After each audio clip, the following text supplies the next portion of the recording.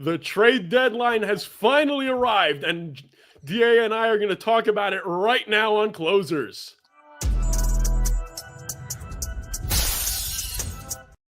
DA, it's my favorite time of the year. It is time for trades. And I don't know about you, but I'm super excited. But before we get to that, I don't know about you, but I had a stroke yesterday. And you probably figured out why. Shohei Ohtani, in the fourth inning of his start, left after throwing some balls and wild pitches all over. But thank the good Lord, it was only cramps. What was your immediate thought when you heard, oh boy, Ohtani's out? I don't know if I believe it's cramps. I don't. At the time, I'm watching it. He's got 6 wild pitches or 6 balls in a row. He wasn't throwing good stuff. It did not look good at all. I still hesitant that it's even cramps. Why are we doing a rehab assignment in major league games? Right? Why are we doing this? This is one of the dumbest things. Oh my God, my seat fell. This is one of the dumbest things I'd ever seen in my life, that the Dodgers are doing a rehab assignment in games in a major league season, and they're not sitting there and doing a proper build up, proper everything. They can call it cramps all they want, but the guy hit. This guy still stayed in and hit. And it feels like the way the ball was coming out and everything, it felt like it was more than just cramps to me. It's interesting because I went through the same thing a couple of weeks ago when I was playing. I know it's not even close to the same sort of, level of competition, but I was on the mound and I had some crazy cramps in my left calf. And I don't know how I stayed in the game, but I know that I wouldn't have if I was Shohei Ohtani. But you said something very interesting. You said you didn't believe it was cramps. You think there's something more to it? I don't know if I fully believe that it was cramps. The way the ball was coming out, it was interesting. It was weird. He was pulling it. It could have very easily be cramps, without a doubt. Could very easily be cramps. But with Shohei Ohtani and the way they're going through, he's going through his rehab still, and he's on the mound doing his rehab in major league games. Like, to me, that's not how you do it. That's not how you keep these players healthy. That's not how you do this in a proper way. But they're doing it. They're doing it right on big league games, which is absolutely insane to me.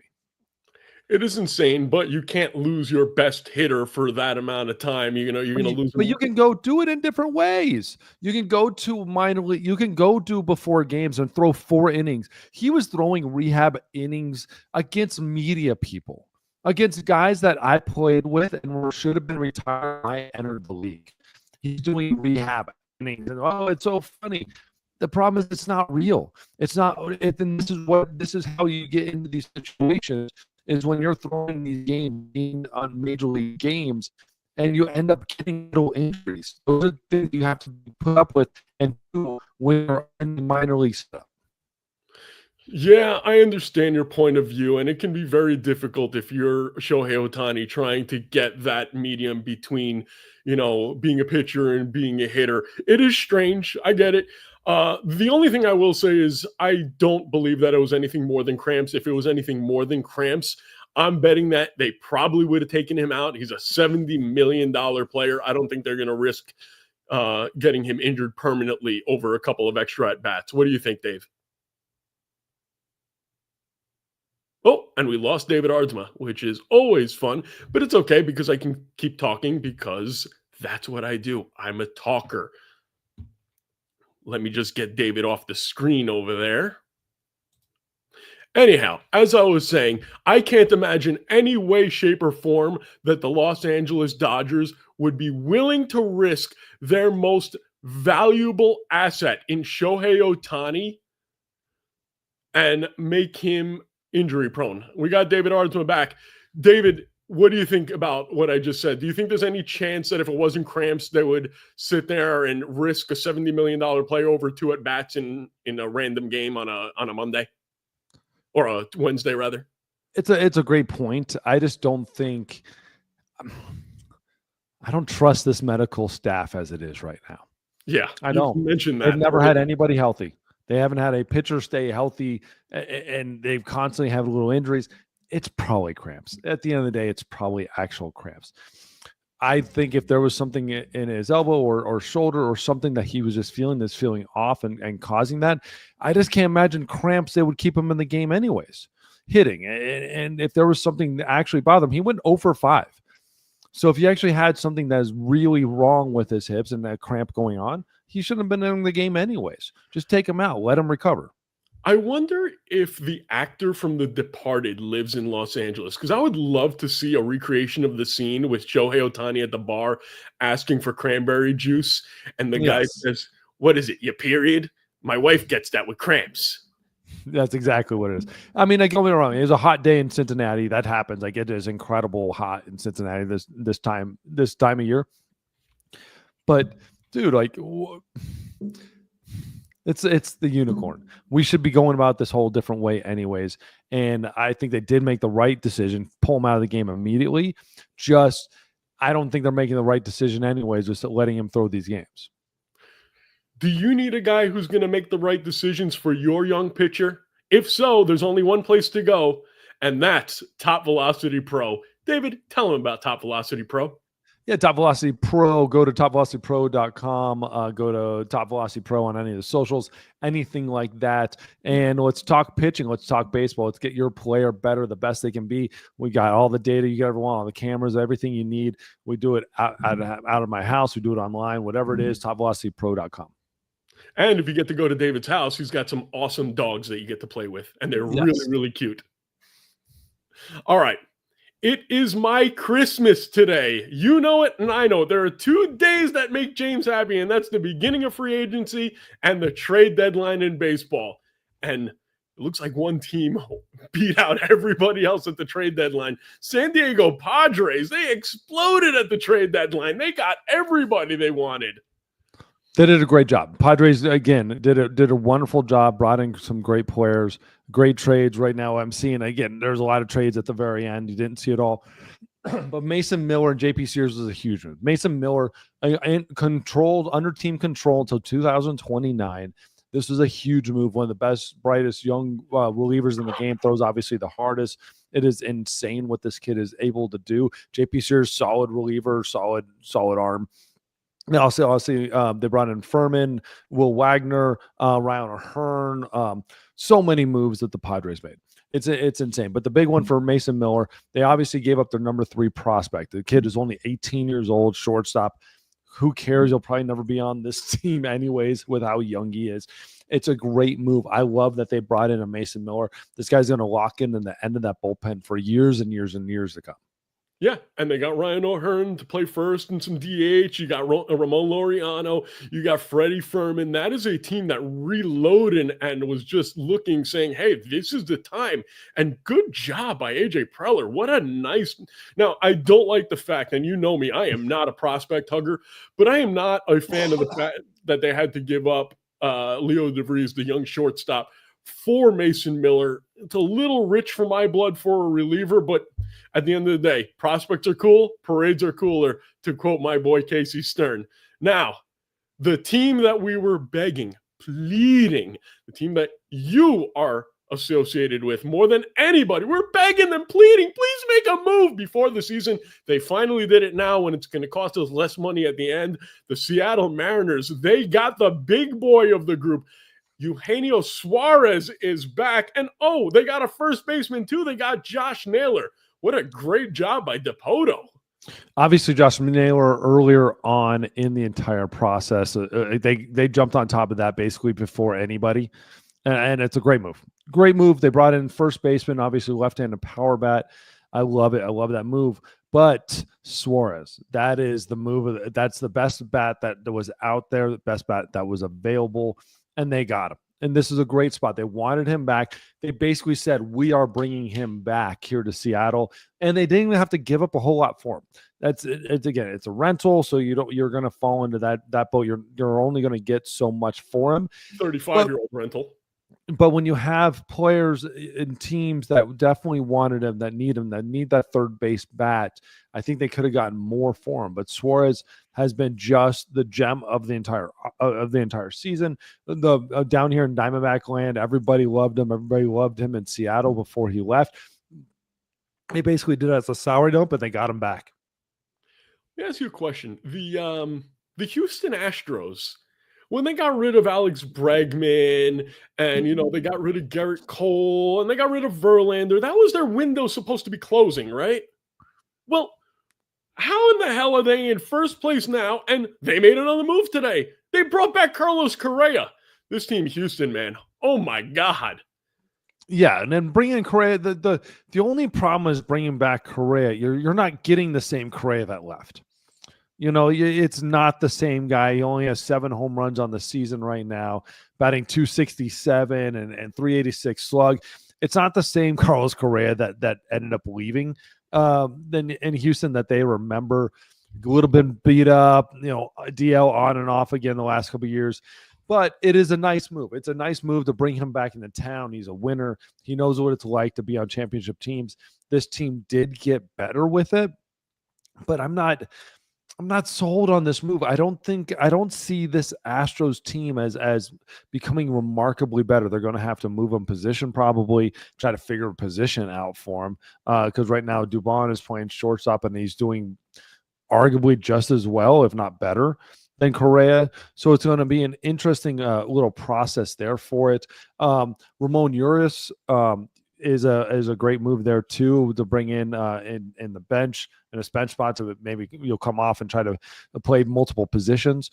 So they made some solid moves, but you know what? They didn't need to make a lot. I think they probably could have gotten in another starting pitcher, another guy that locked in. If you want to make a move towards the top teams in the American League, they probably needed one more starter on that pitching side. Hunter Brown has been amazing. Bremer Valdez has just continued what he's done his whole career. It's just been ridiculous. But then you're looking at the rest of that rotation, and it's really subpar. I know you got a bunch of guys on the IL and then on the 15 that should be coming back from a starting pitching standpoint. But it just feels to me like you're really hoping that these guys stay healthy. Some of these starters get better when they didn't need a whole lot on the offensive side. They needed something in that rotation to continue them moving forward. Before we leave from the AL West, the team that you said to watch out for made a sneaky move right before the trade deadline, and that would be Merrill Kelly going to the Texas Rangers. That's a nice little under-the-radar move. When you think about all the moves that were made in the AL West, but then let me know, what do you think is going to happen now with this division? All 3 of those teams on the top, they got better. Yes, all 3 teams on top got better. They have a problem down in Texas with way too many starters, but they will probably figure that out. Merrill Kelly, the best starter that the Diamondbacks have had this whole season, has been pitching great. It's a great move by Texas. They have a little bit more needs than just a starting pitcher. When they already had the best ERA in Major League Baseball from a starting pitching standpoint. They have the 4th best in ERA from a reliever standpoint. They have the 26th average in Major League Baseball. They needed more bats. They needed some pop. They needed a somebody that could just kickstart this damn offense. When this team went to the World Series and won the World Series, they had decent starting pitching and a great offense. Now they've got great starting pitching and a crappy ass offense. They needed something else there. And when you see the Mariners who needed offense, go get the two good bats. When you see that the Houston needed maybe a little something, but I need a starting pitcher, but they go out and get Carlos Correa. They go make themselves a little bit better. Fine. But this Texas team goes out and just gets some more pitching. And that to me is like, it's an interesting move that they go out and get Danny Colme, they get Phil Maton, and then they get then they bring in Merrill Kelly. It's like you already have the best in baseball, like some of the greatest in baseball. And where you did need it, they missed it. Yeah. So who do you think is going to come out with that division now? To me, I still think it's probably Houston at this point. I picked the Rangers to win this division. I don't see them making any moves here that really made any difference. I see the Mariners got better, but I think Houston. I have a hard time not betting against Houston. I like what the Mariners did better. I think they made themselves a great team. If I had to say what team got the best, it would be Mariners. I have a hard time saying that the Astros aren't going to win the division just with their history. I think they did enough to get over that hump, but we shall see. I don't think that it's going to be as cut and dry as we're making it out to be. It's going to be very close at the end, in my opinion. Now, let's move on to the AL East. A couple of teams at the top of the rankings made some pretty big moves. Let's start with the Toronto Blue Jays, another one of your former teams. We can pretty much say that all around the league. They ended up getting a guy that I really, really wanted the Mets to get under the radar, and that's Shane Bieber. They got him for basically nothing, and you're getting a guy who's coming off of Tommy John surgery. You got him for nothing, a guy who has shown that he can win. What do you think about that move, first and foremost? I thought it was dumb. Really? I thought it was dumb. I thought it was a worthless move, to be honest. I thought this was a move that Houston should have made. This is a move that the Yankees could have made. This is a move that a lot of other teams should have made. It makes zero, and I'm going to reiterate this, 0 sense for Toronto. Why do you need Shane Bieber? Where is he going to go in their bullpen? Is he going to replace Barrios, Gossman, Scherzer, Bassett, Eric Lauer? Like, Lauer's got a 2.68 ERA right now, and he's your 5. Okay. So where are you putting Shane Bieber? What Shane Bieber are you going to get? I love the idea of you get a guy, you see what you got. You got a Cy Young winner, an ex-Cy Young winner. Where are you going to put him? You're not going to, unless you get rid of Max Scherzer and his money. I don't see that happening. I don't see, and what he probably brings every single day in that clubhouse and the work ethic and everything else. So are you going to put him in the bullpen? Is that the move that you make Shane Bieber is going to go to the bullpen? So that's my problem with it. You already have a 5-man rotation. You only need 4 for the playoffs, and you've got a 5. And all 5 are better than what Shane Bieber is right now. So why make the move for Shane Bieber?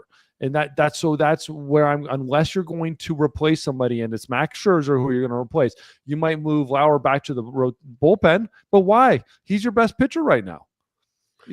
Outside of Gossman, maybe at the moment, but Lauer might be your best starting pitcher right now, and he's the one you're probably going to move out of your rotation. It's just, to me, it doesn't make sense for that team right now. I like that they have him, but there's other teams that needed Bieber a lot more, and you've got nowhere to put him. It's going to be interesting, though. I'm sure they have an idea of where that move is. You have to before you make a trade like that, but it doesn't add up that you needed him in this team right now. You could have used more relievers, and you might needed another bat or two. But right now you're hot as an offense, so I don't want to mess with that offense too much.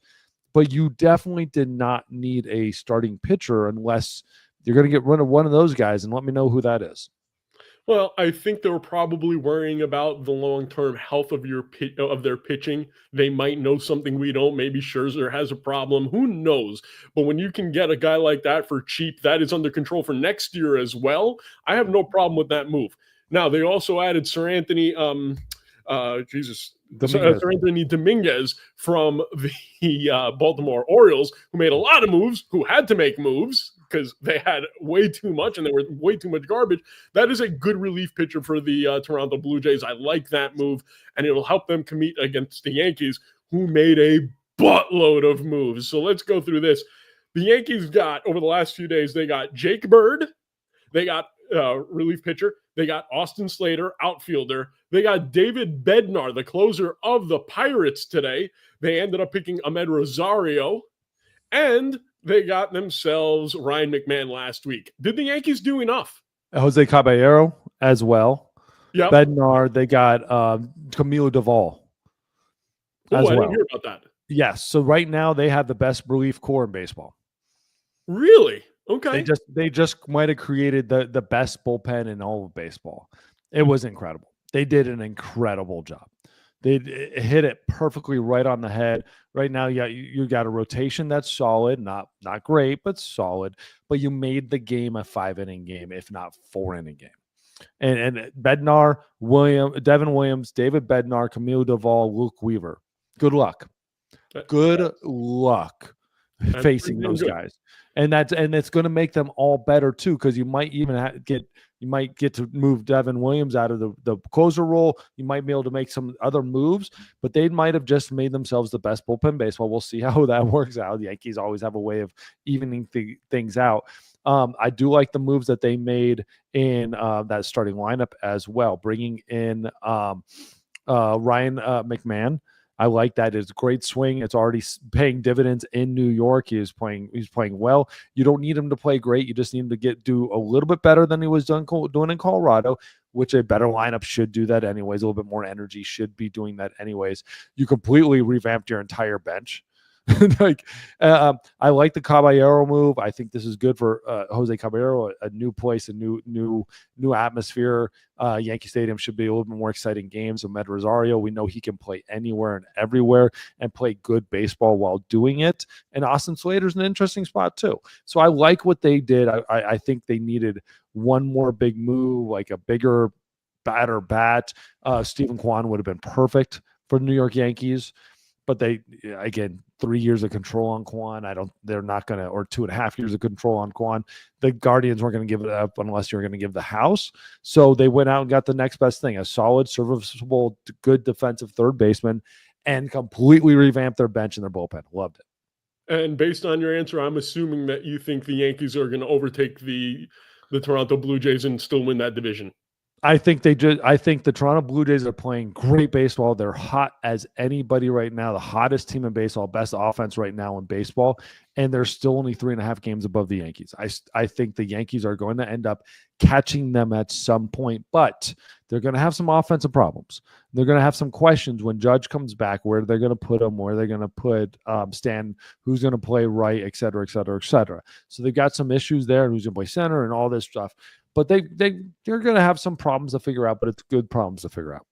All right, before we get to the NL East, and that's where I'm going to end up, I want to bring up a team in the NL Central that did something that I'm very happy about, and that's the Cincinnati Reds going out there and getting Ke'Bryan Hayes, Zach Little. I told you that was going to be a team to watch out for in the beginning of the season. You bring in the right manager, you get Ellie De La Cruz to strike out a I like what they're doing. I think they're going to sneak into a wild card personally. Well, right now, the really interesting thing on the National League side, look at this, right? From a wild card standpoint, you got the Cubs, Phillies, Padres are the top 3 in the wild card. The Reds are next with 3 games back. The Cardinals sold, the Giants sold, Marlins sold, Diamondbacks sold, Pirates sold, Braves sold, Nationals sold, Rockies, and good luck. That's it. Yeah. So like the Reds literally just separated themselves by not really doing anything. By not they went out and got some guys. Did they get better? Did they get better than the Padres? Hell no. Did they get better than the Phillies? No. Did they get better than the Cubs? No. Did they get better than the Dodgers, the Brewers, or the Mets? No. But they got themselves a little bit better. They're in it. It's just they chose the path of least resistance, so which wasn't sell, which wasn't move, and they weren't shaking the tree and creating this great team that's going to go out there and kick everybody's butt. But they went and made some solid moves, and it's really nice. I love it for baseball, and a team like the Reds are willing to go out there and get some guys. The Hayes, I mean, you brought in a guy hitting 236. And that's your big, your big offensive move. And so that's that to me is okay. You go out and you get who else? Miguel Andujar, which great. I like him because he's got pop, and if he's healthy and figures it out, that's going to be dangerous. You have a solid rotation. Little is good, but again, it's going to be interesting to see where it is because it's going to be them and then everybody else. And so the Reds, just by merely just sitting back and doing a little bit, separating themselves from every other team in the National League below them. And so it's by default, you're going to be the first team out or the last team in the playoffs. It's pretty cool. But you know what they did? They gave the people of Cincinnati something that they haven't had in many, many years, and that's hope. They actually have a chance of getting into the playoffs, and you need that for those types of teams. You need that for a Pirates, a Cincinnati Reds, give me another team. Like a Diamondbacks or Diamondbacks. You need that every so often for one of those small market teams. And you know what? You can still win. Even without a salary cap, you can still win in baseball. Look what the Diamondbacks did a couple of years ago. So Bryce Harper, good on you for telling Manfred to get the F out of your locker room for bringing up the idea. But I digress. Let's move over to the NL East because the top two teams in the NL East, boy, did they do some work. Let's start with the Philadelphia Phillies, and they got arguably the best reliever at the trade deadline in Joan Duran from the Twins, and they also ended up getting Harrison Bader from the Twins. What do you think about what the Phillies did? Did this put them over the top? Are they going to win the division over the Mets? Or is it the Mets after they made all their moves, which we'll discuss in a second? The Phillies' relief bullpen is 24th in ERA in the league. This has been a continual problem for the Phillies. If you're going to win baseball games in big moments, you have to have big-time pitchers in the end of the ball game. Great, you went and got Duran, one of the best. But you're going to pitch him every single night and wear him out by the time the games even matter. Because just bringing in Duran isn't good enough. You should have brought in several guys. There were guys like we saw the moves that the Mets made. We saw the moves that the Yankees made. There were relievers all over the Padres. We saw all these moves that were there for the taking. You went out and got like the man, but you needed like three of them. Not just the man, but maybe a couple other bullpen guys that are great 7th, 8th inning guys that are just locked down 7th, 8th inning guys. The problem is we're going to have the same issue we had with the Phillies. You finally have a 9th inning, but who's going to get them the ball consistently every single day? And when you're winning by 4 runs, who's going to be the guy that locks down that 4-run lead so it doesn't become 3 and you don't have to use your closer? And that's the problem with this team. One man isn't going to save this bullpen. One man's going to make it a heck of a lot better in that 9th inning. They finally have a closer. But damn, like, what are you doing, Phillies? Did you really separate yourselves? You have one of the best offenses in all of baseball. You have maybe the best rotation of all baseball. Harrison Bader makes you better, doesn't blow anything away. He's going to hit some home runs. He's going to bring excitement, great defense, et cetera, et cetera, et cetera. But, man, I needed 3 bullpen arms. Yep. I needed 3, not just 1. I would have rather had 3 good arms than 1 great arm. And that would have made this bullpen so much better. Instead, like we're sitting back saying, cool, you got the 1. And everyone's like, yes, you needed 3 because that 1, like you're going to wear him out in the bullpen. Like it's just going to happen. And I don't think they did enough to win the biggest games because outside of everybody else, the way they're looking at the playoff games is cool. My starter's going to go 7 innings. I'm going to give it to 8th and 9th. No, everyone else is thinking I need my starters to have 4 innings, 5 innings in the playoffs. So they're thinking completely opposite. And it might work, but David Dombrowski, I don't think he did enough to separate this team when the games are going to matter. The Phillies are going to be great during the regular season. It's just, I wonder if when we get to October, if that team at the end of the game, we're going to see them lose some big playoff games because they don't have just locked down arms. And right now, there's nowhere else to get them because there's no other trade deadlines. So we're going to see this Duran get thrown out there every single night, and we hope he has enough to close out every inning.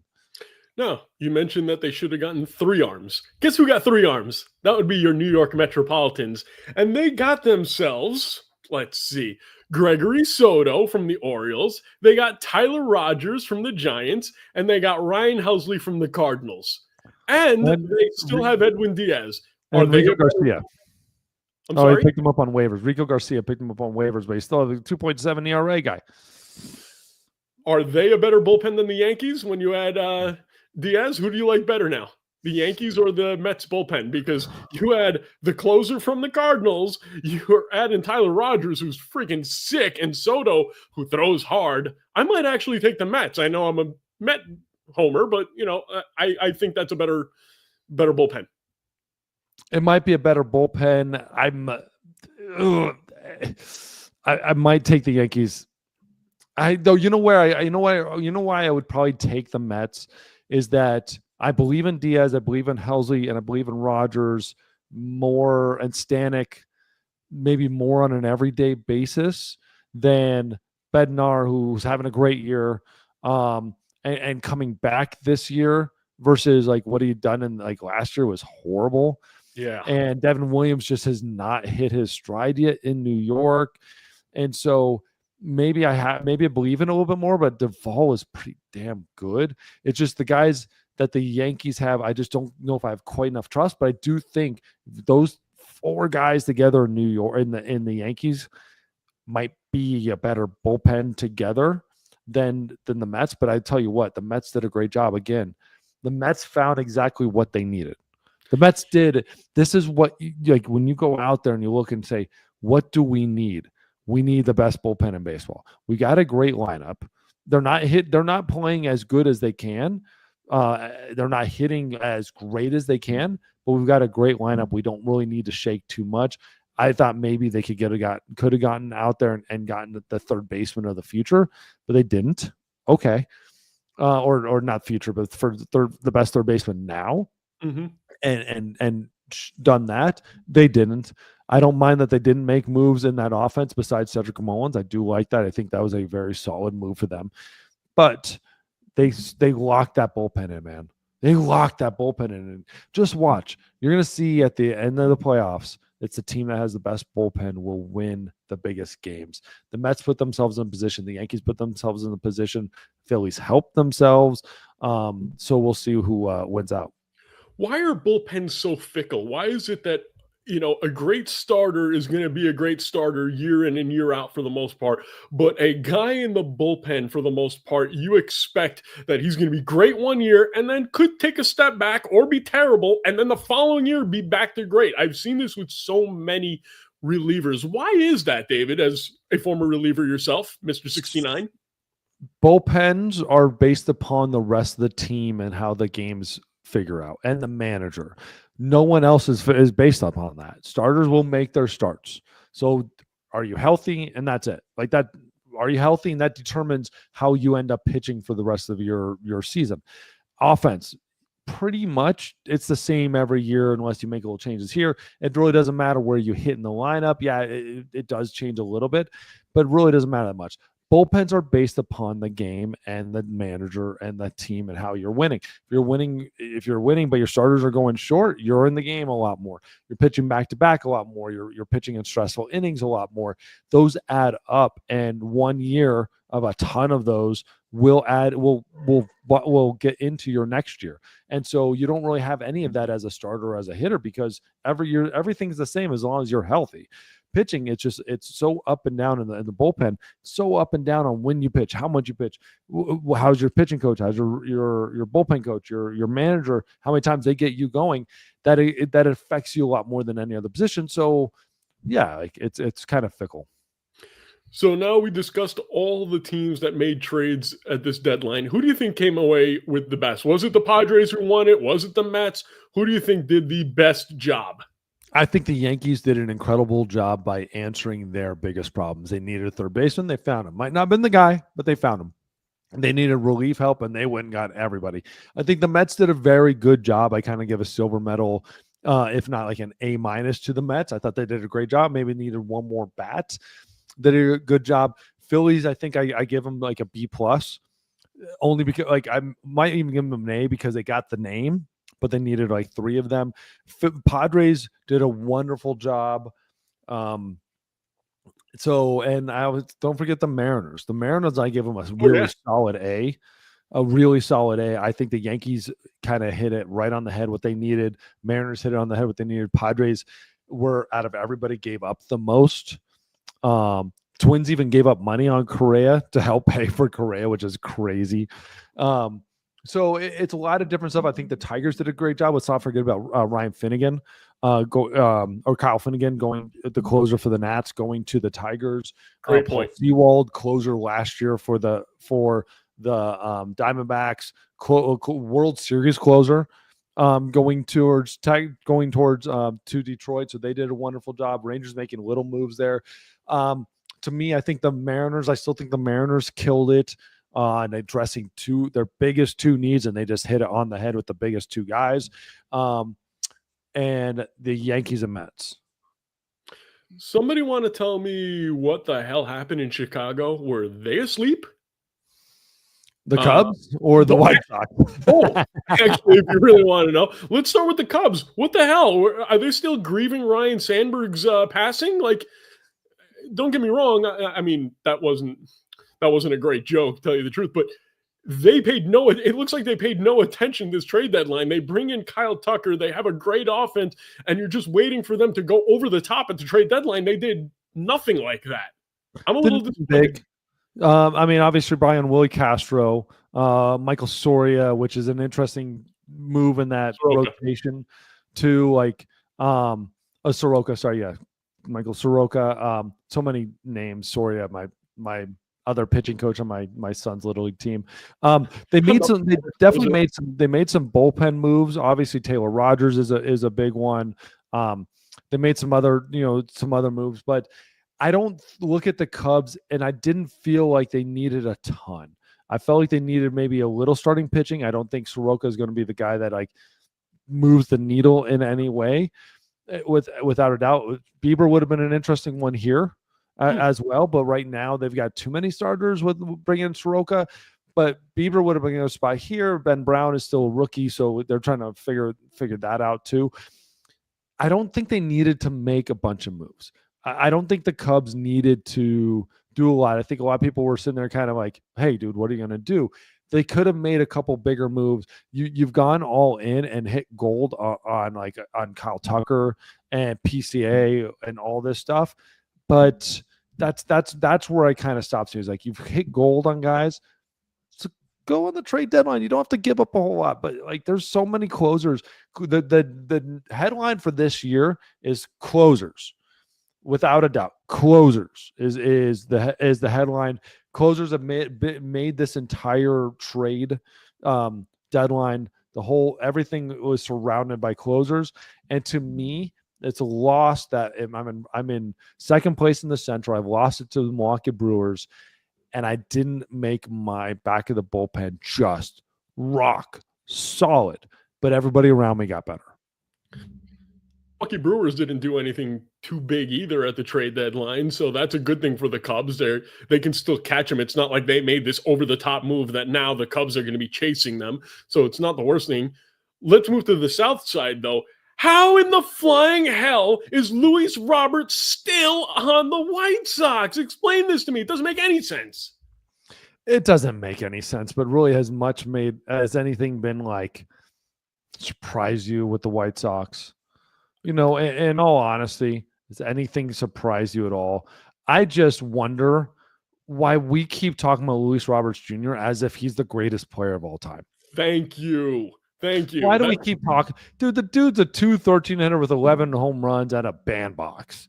Yeah. At a whole place that you could be dropping 20 without even a problem. We talk about this guy as if everybody needs him. Like, maybe everyone realizes they don't want him. Right, but my point is, though, there's still, with all this hype that is still going on about Luis Robert, which I don't understand why. He had one good year where he hit 30 home runs, fantastic. So did Chris Coughlin at one point. What happened to his career? My point being is, though, if there are people that are still looking at him this high and you're the White Sox GM, get something, because now you're going to pay $20 million to keep him on your roster next year, or you're just going to flat out lose him. Get something. Yeah, get anything. That is the thing about it. Is I think they're looking at it and saying, like, I don't like, teams weren't willing to give them as much as they wanted. They're way overvaluing him. They've seen that 38 home runs, that 300 average, and saying, yeah, this is who he is. And they're like, no, it's not. He's gotten worse every single year. And so it's not the same player. They're holding on to him. To me, I would have gotten anything for him. Yes. Absolutely anything for him, and just said, go, hey, dude, shake your hand and say, good luck, man. Go get yourself a ring and go prove to the world who you are. Okay? Good luck. And he would have loved it. And you know what? He deserved that opportunity, but I don't think they must have overvalued him, because there are players out there that got traded, that got brought into places where he could have, without a doubt, had like a new opportunity, a new chance. If I was a lot of teams, I would have taken an opportunity on him just to see what he's at. Even if I'm mediocre there, I would have loved to have just thrown something out there and to see if the White Sox would have like grabbed it, but they must have overvalued him, and everyone else said no. Yeah, I mean, the big story in New York and Mets land over the last few weeks was, is it going to be Cedric Mullins or is it going to be Luis Robert? And I kept having the same exact thought. Luis Robert, way higher ceiling, but way lower floor. I'd rather have Cedric Mullins, that I know the floor is okay. It's not bad, even if the ceiling isn't that high. So why the White Sox kept Luis Robert, I will never know. I mean, here's the thing: is like, why is the floor that much low or higher? Or why is the ceiling that much higher?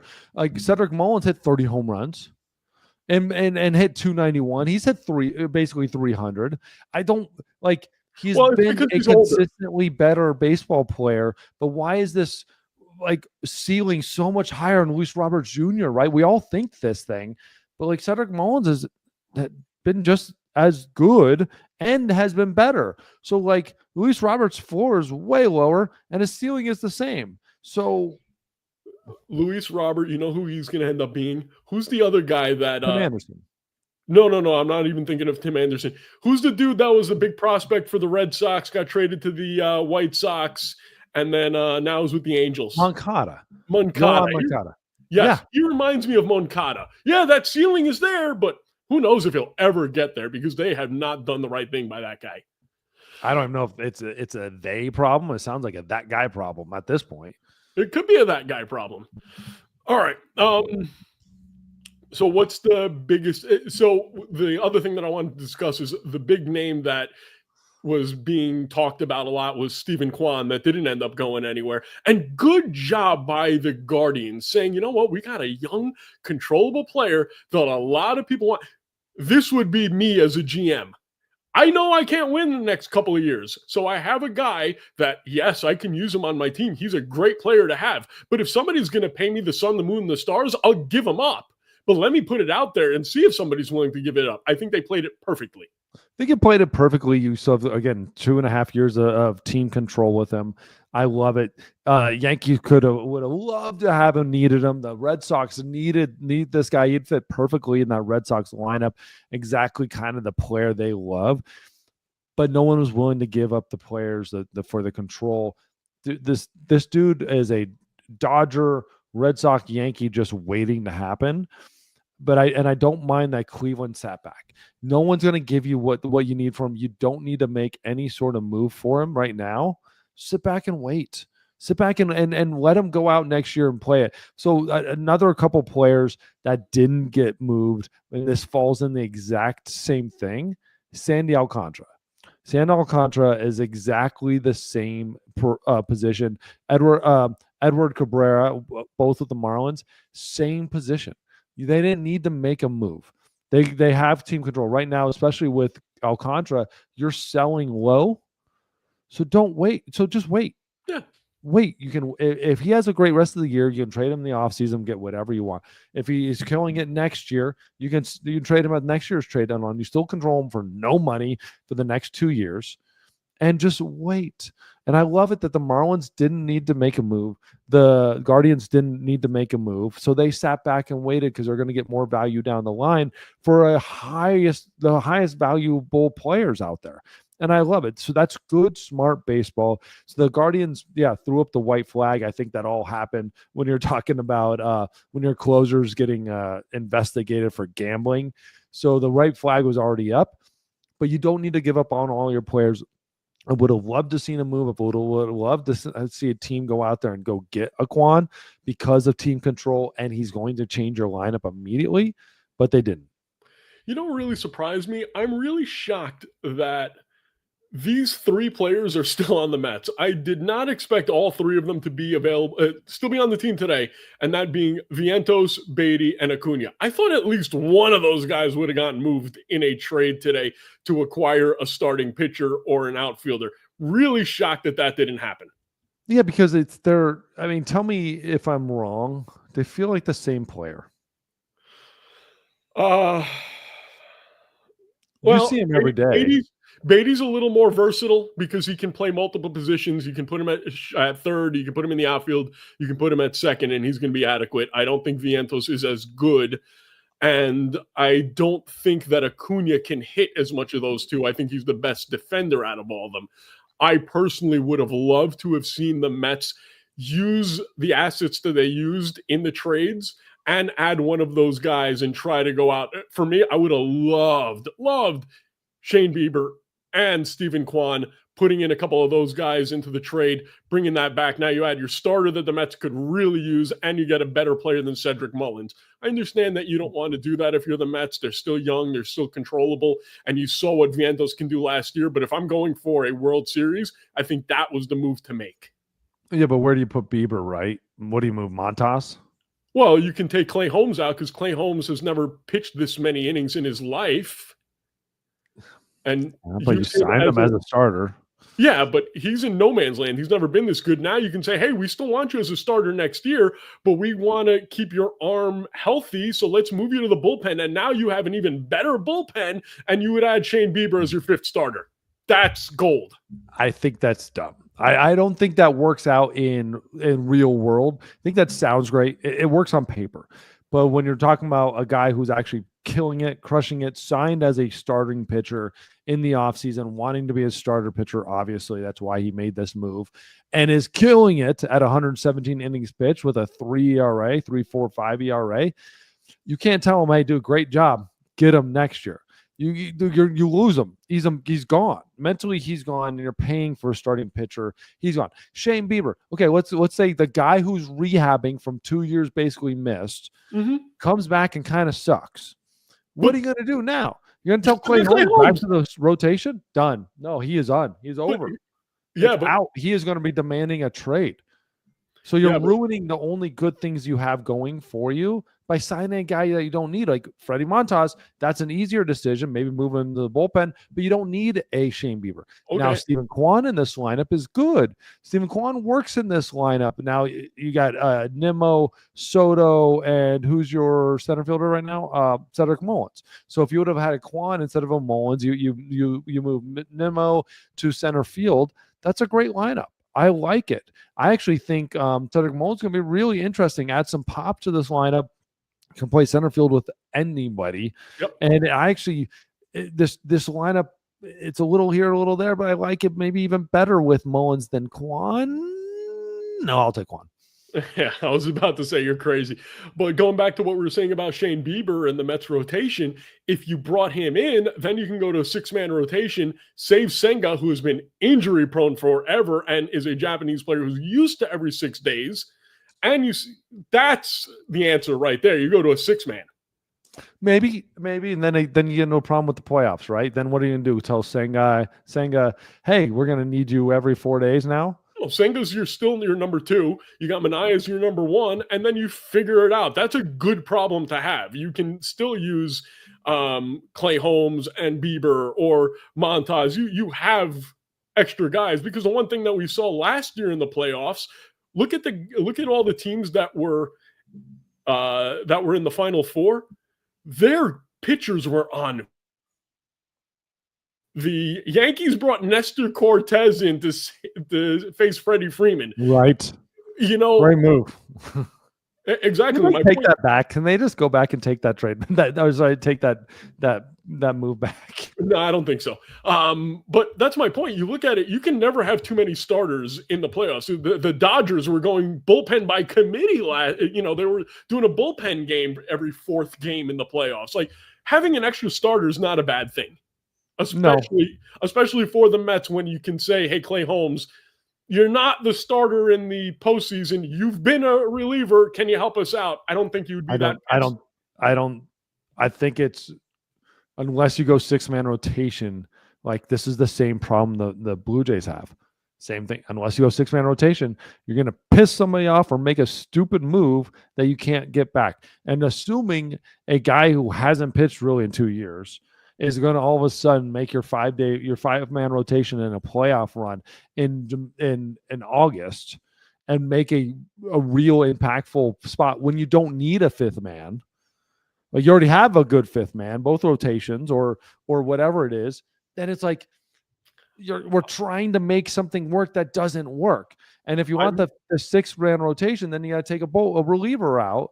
In a day and age when we need as many relievers as possible, there's so many issues surrounding it. I don't mind having more starters than not. Then I move Montas or something. But I am not touching Clay Holmes. I'm letting that ride out. I'm being smart with it. I'm managing workload and seeing where it is, unless I add a 6-man rotation. I'm just hedging my bets. And like you said, it's a good thing to have when you have extra starters. All right, before we go, because we've been going on this topic for quite a while, I do want to discuss something that happened last weekend, and that would be the Hall of Fame induction ceremony. And how wonderful was it? Your boy Ichiballs stole the show. And It's amazing. He did the whole thing in English. I didn't think he even spoke English. It was wonderful. Billy Wagner, congratulations. CC Sabathia, congratulations. Dave Parker, congratulations. And oh my God, who am I missing? With the glasses. Oh my God, Dick Allen. Dick Allen, congratulations. Good speeches, fine speeches, the kind of standard, hey, thank you very much speeches. Here's a little story about my past, my history, about my dad, or about my ex-husband, or not ex-husband, but my husband who passed. Great stories, wonderful stuff. Ichi stole the show. Ichiro did it, and doing it almost all in English was wonderful. I loved it. I love the little jokes in there. I'm surprised that it wasn't a little bit more humorous. I guarantee you he toned it down from what he wanted to do. I love the joke with the writer that didn't vote him in. I loved it. That was like perfectly timed joke. I'm amazed there wasn't a joke about Griffey and just poking more fun at Griffey on there. And but a great job by Ichiro, and congratulations, obviously, to Billy Wagner, our friend, a friend of the show, CC Sabathia, ex-teammate, and Ichiro. Still freaks me out, though, that CC Sabathia was a first ballot Hall of Famer. Yeah, it's interesting. What it does, it immediately opens the door for a whole bunch of other guys. And it's an absolute joke and a shame that Curt Schilling's not in when you compare those numbers, and then you compare like postseason and what they did, and how Curt Schilling doesn't have like Cy Young's. I get it, but like he was literally incredible. If it wasn't just for another guy who had like one of the best seasons ever in Randy Johnson and a teammate, he would have had easily Cy Young's. But what's crazier to me, Greinke and all those guys, or Cole Hamels, and Yeah. you're going to have a whole nother line of guys that you're like, old baseball standards wouldn't it be Hall of Famers, and now they're Not going even to be. close. But here's the one that shocked me the most, though, is CC, first ballot Hall of Fame, Billy Wagner, 10th ballot. Yeah. I think Billy was a little more important at his position than CC was at his. I think so. Well, and I think over the long term, there was just Billy Wagner's every single year was one of the best. Every year, he didn't have this little run at times. Yeah. He was always the best, and he reinvented the position with strikeouts. Then there's nobody else that, like Mariano, Trevor, were obviously are like the echelon of relievers, along with Goose Gossage, right? Like upper echelon, like Lee Smith. But the way he did it and reinvented it with strikeouts, he changed the game. Like Major League Baseball is different because Billy Wagner played the game, and closing it will never be the same because of Billy Wagner.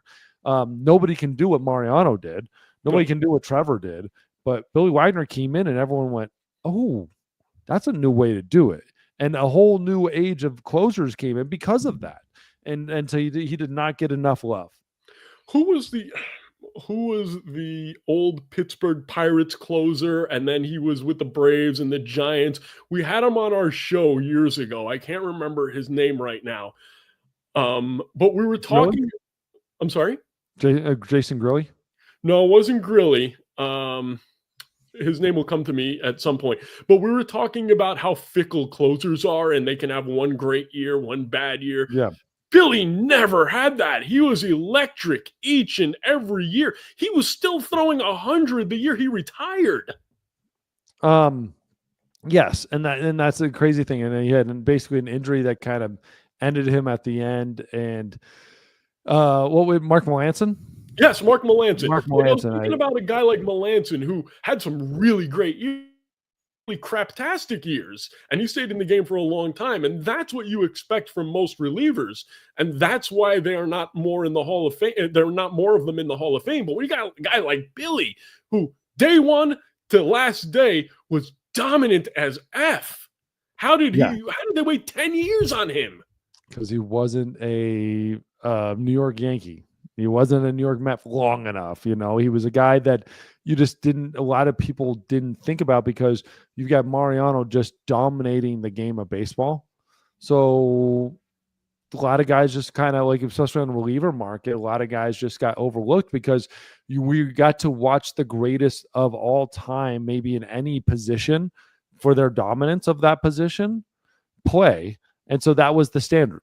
So okay, well, he's nowhere near Mariano. Well, maybe on save side, but like to get 3 outs, I don't know. Like the dude had a 2.3 career ERA in a time when he didn't have a 2 ERA. And the guy struck out everybody as a reliever. And it's insane. The guy had 105 strikeouts one year as a closer. There's things that he did that were just phenomenal. He just didn't get enough credit because you're looking over there and you're seeing Mariano with however many saves, and he's only got 422, Well, regardless, it was a really great Hall of Fame weekend. I loved watching the speeches, and now I am even more excited about going to Seattle next week and meeting Ichiro because I know I can actually communicate with him. And I'm practicing how to say thank you very much in Japanese. Arigato gozaimashita. There you go. So that way, when I meet him, I can say that.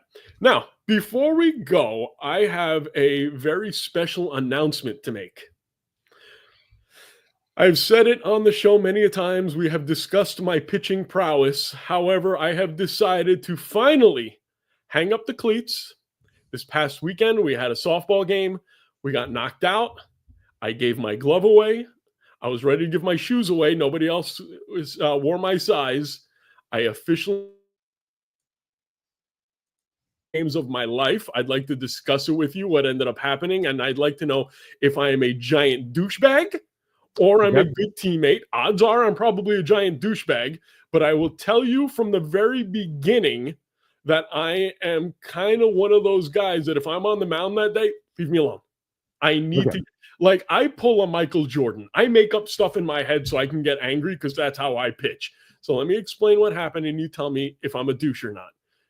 Game one, we were down 2-0. Keep in mind, this is softball. Game one, we were down 2-0. We ended up tying it 2-2. In the top of the seventh, we were playing in a field that was sort of like Fenway with a really short left field fence, really high, but short. I ended up giving up a double in the bottom of the seventh. Guy came home. That's it. We lost 3-2. Pitched brilliantly that day, especially in softball. We give up 3 runs. And I tell my team all the time, you give me 7 runs, odds are 99% of the time you'll win. Game 2, gave up 2 runs in the first inning. I saw the umpires started to squeeze me bad because we switched umpires after the first game. There's always 2 of them. Game 1, it's one guy behind the plate. Game 2, the other guy goes behind the plate. I give up 2 runs. He's squeezing me. Second inning, all hell breaks loose. He's not giving me a strike call, inside, outside, up, down. I mean, the other team is laughing because I'm throwing strikes right down the middle of the plate. I'm pitching to them like you used to pitch to Vlad. Put it right down the middle of the plate. And he's calling them balls. Then my outfield starts making bad plays. All of a sudden, it's 10-0. Well, I'm getting pissed because this umpire at one point calls a guy out at home, then says safe, then calls out again, and I just go absolutely nuts. I throw the ball. I tell him I went nuts, right? But here's my thinking. I'm trying to get tossed from the game at this point. We lost game 1. We're down 10-0 in game 2. So the way I figure, why not try to get tossed? I might get my team to rally a little bit. They're going to be thinking, okay, you know what? We're all pissed off. James is out of the game. Maybe they rally. If they don't, we're out of the playoffs anyway. But if we rally, then I can come back for game 3 because I only got tossed out of game 2. I'm telling this umpire that he needs cataract surgery, that he's too old to do this, that he needs to retire. At one point, I got so pissed off, I told my catcher, I'm going to throw a fastball right towards his head. You put your glove up like you're going to catch it, but then lose it. Let him hit him in the head. Unfortunately, the guy moved out of the way, and I couldn't hit him in the head. Am I a douche for trying to get thrown out? Yes. Okay. And that was your retirement? That was the last game? Yeah, that was my last game I'm ever going to play. Because I figured, let me try to get back game 3. If there was a game 3.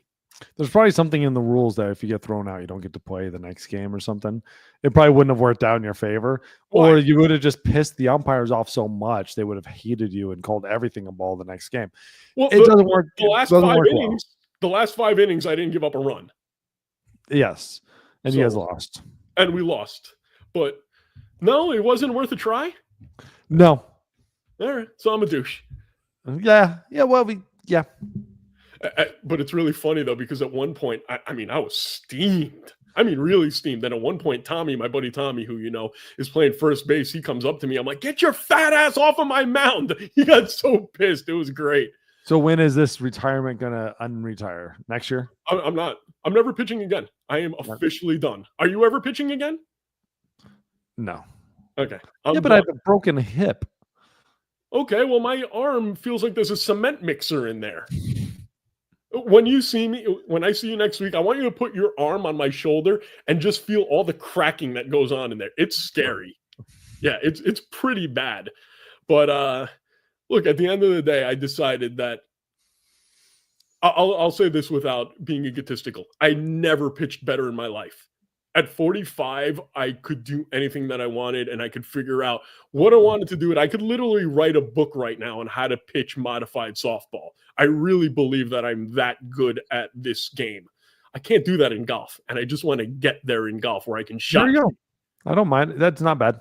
Yeah, so that's my point. I retired from softball to play golf, which most guys do. I feel like John Smoltz. Perfect. Yeah. And with that being said, I hope you all enjoyed the wonderful show that we brought to you today, talking about all the trades. If you're in the Seattle area next week for Ichiro's jersey retirement, look for David's bald head or my beautiful hair, and we will say hello. With that being said, I'm James. He's Aards. Talk to you next week. Bye-bye.